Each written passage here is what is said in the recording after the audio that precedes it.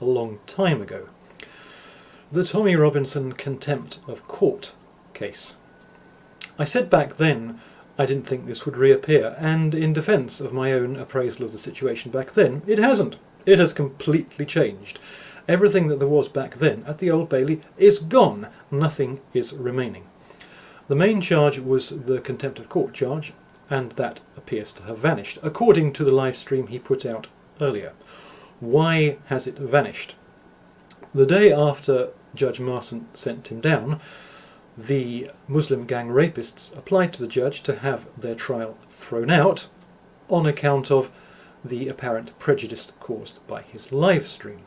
And in seeking to ensure that that didn't happen, the prosecuting barrister said thus to Judge Marson: "There are two separate issues, it appears to me. Firstly, the issue of bias. The suggestion seems to be that the jury may be biased against the defendants by things they might have heard. We respectfully submit, first of all, that there is no evidence of that, and secondly, there is nothing they could have seen that could in any way prejudice them against the defendants."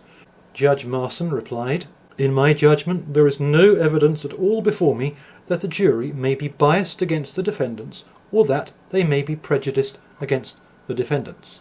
And that kills the contempt charge. The judge said there was no contempt. Gone.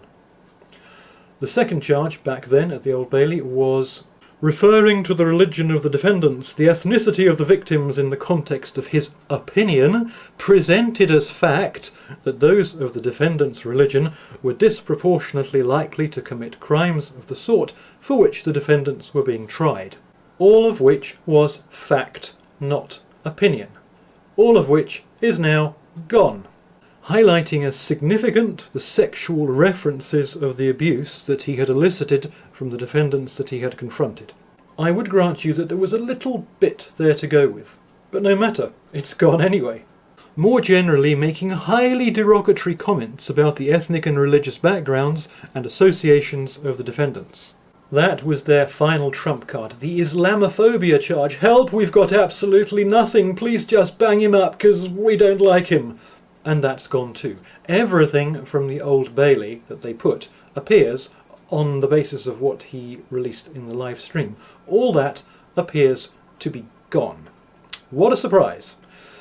To be replaced with this: "You caused substantial risk that the criminal defendants would be harassed by followers of the defendant who had seen the video, or that the criminal defendants would reasonably be led to believe that they might be on the way to court, and that they, the followers that is, might create distraction and anxiety."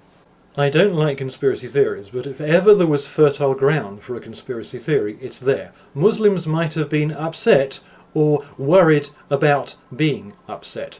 That's the point of my point B there, that Tommy's murderous followers with their pitchforks and torches might, in the minds of the rapists, be on the way to court, and that thought would cause them anxiety. Anxious rapists. Apparently they also say you would have seriously impeded their ability to participate in the trial, which, for the avoidance of doubt, required them to be able to travel to and from court without fear of molestation.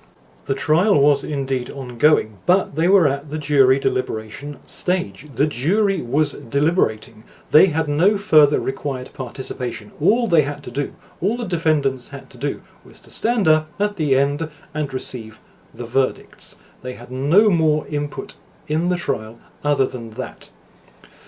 Let's just read over those charges again. "You caused substantial risk that the criminal defendants would be harassed by followers of the defendant who had seen the video, or that the criminal defendants would reasonably be led to believe that they might be on the way to court, and they might create distraction and anxiety. You would have seriously impeded their ability to participate in the trial, which, for the avoidance of doubt, required them to be able to travel to and from court without fear of molestation." So we have concern about Muslims being worried about being offended, and potential inability on their part to attend a trial they no longer had any required participation in. That is all they have. That is where we're at. This is desperation stakes. This is a lot like Count Dankula. It's the same kind of persecution where the state absolutely must get a result. This trial doesn't attract a jury. That's not a conspiracy. It's perfectly normal for this kind of thing. It obviously puts a lot of onus on the judge to not be the man who lets Tommy Robinson go after the state has invested so much time, so much effort, so much taxpayer money into this. He will be thinking, am I really going to be the man who lets Tommy Robinson go? It is highly unlikely that Tommy will walk away from this, I'm afraid. Obviously, apart from the risks of being in prison and the sheer horror of being in prison in the first place, even without potential risk to your life. Aside from that very big caveat, this will only boost his profile tremendously, the way that the trial last year did. So there is an upside to it at the end of the day, assuming he comes out of it unscathed.